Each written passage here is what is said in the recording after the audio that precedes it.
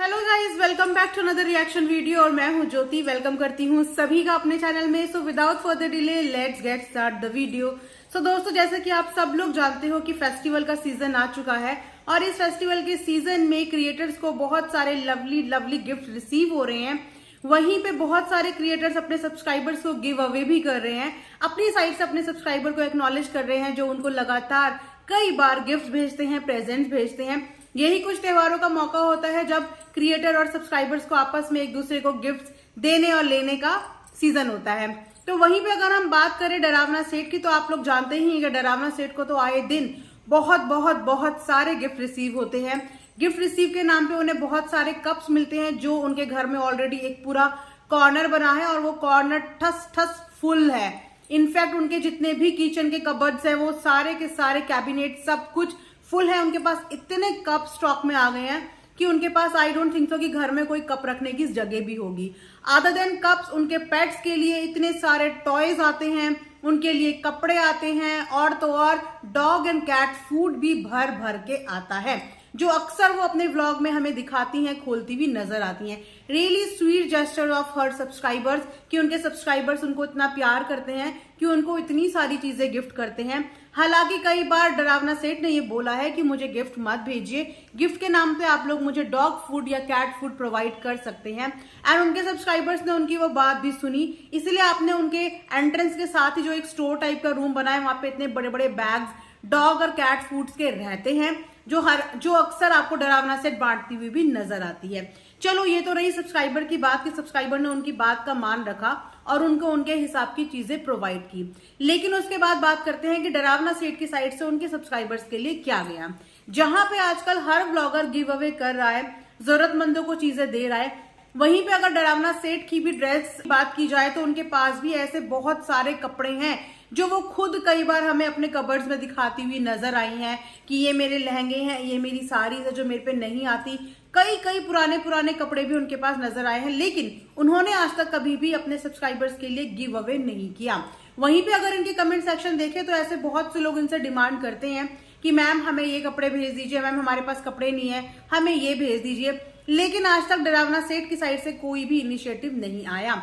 ऐसा नहीं होगा कि उनका मन भेजने का नहीं होगा, जैसे कि आप सब जानते हैं और निराश भैया भी अक्सर आपको बोलते हुए नजर आए हैं कि वो थोड़ा सा आलसी हैं और इन चीजों में लगता है वक्त। पहले आपको पूरी लिस्ट बनाना, उनके एड्रेस लेना, कोऑर्डिनेशन करना, लेकिन कोऑर्डिनेशन के नाम पे इनके व्लॉग में निराश भैया के अलावा और कोई भी इनकी ऐसा टीम नहीं है जो इनके व्लॉग्स मैनेज करती हो।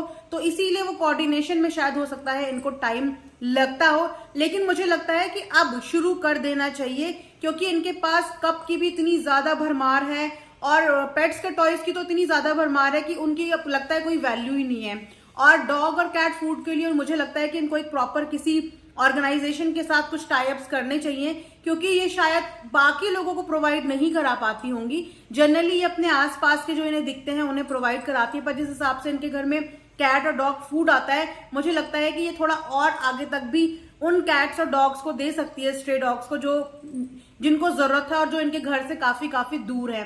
तो ऐसे में शायद इन्हें किसी ऐसी ऑर्गेनाइजेशन से कांटेक्ट या कोलैब करना चाहिए जो इनके इस फूड को बाकी के भी अदर स्ट्रेज में भी प्रोवाइड करा सके, या इन्हें खुद अपने सब्सक्राइबर को ये बोलना चाहिए कि ऐसी ऐसी करके कोई फर्म है जो एसोसिएटेड है, आप उनको जाके ये डोनेट करो। क्योंकि अपने एंड पे किसी एक पर्टिकुलर डॉग के पास जगह जगह जाके डॉग फूड देना ये भी थोड़ा अपने आप में थोड़ा सा हैक्टिक हो जाता है। तो बेसिकली मुझे रिएक्शन देना था इनके एक व्लॉग पे जो आई थिंक इनका 2 दिन पुराना व्लॉग है, जहां पे इन्होंने ये बताया कि ये जिस शॉप से जनरली शॉपिंग करती हैं वहां के शॉप ऑनर इनके लिए कुछ चाइना वगैरह से कुछ गिफ्ट्स लेके आए जो कि देखने में बहुत ही ब्यूटीफुल लग रहे थे और हर गिफ्ट इनकी जरूरत का ही था। इनकी जरूरत और इनकी पसंद को ध्यान में रखते हुए ही उन्होंने इनके लिए कुछ गिफ्ट परचेज करे। उन्हीं गिफ्ट में उन्होंने एक पर्स इनके लिए परचेज किया जिसे देख के इन्होंने बोला कि ये तो मेरे यूज का भी नहीं होगा, मैं क्या करूं, मैं किसी को गिफ्ट कर दूंगी।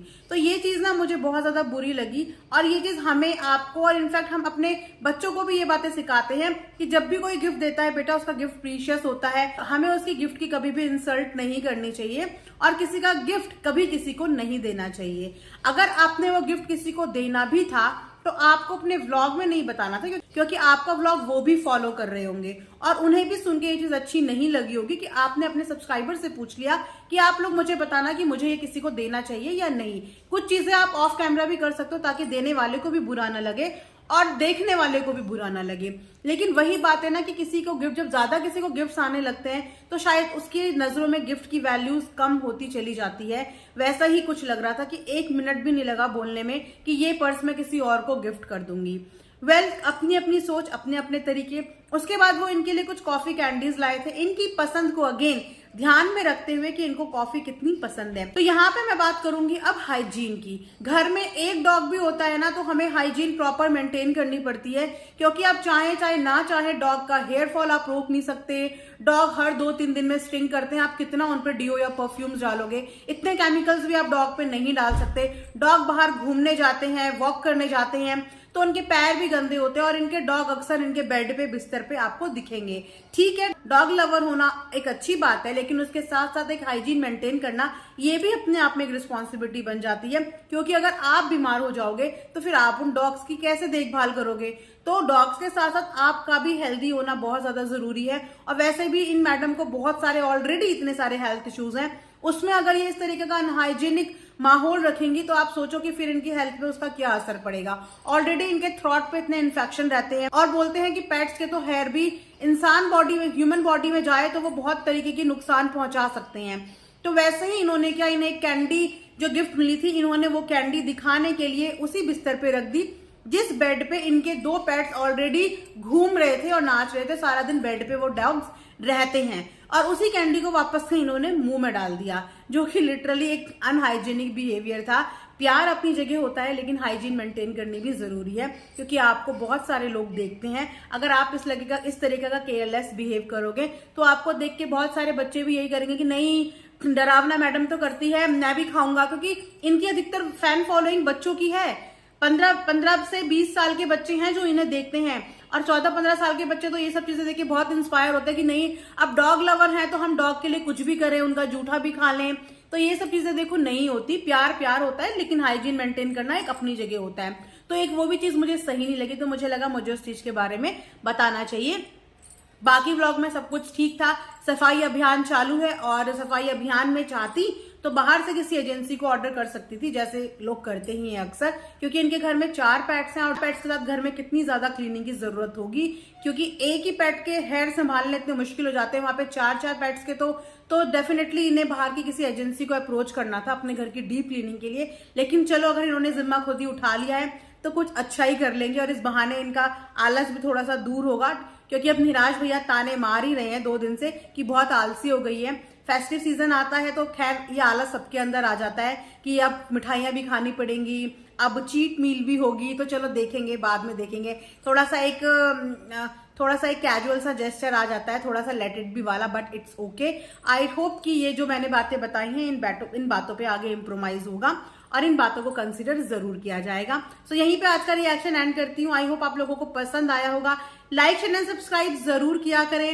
वीडियो को देखते हो आप, लेकिन कहीं ना कहीं सब्सक्राइब करना और लाइक करना भूल जाते हो।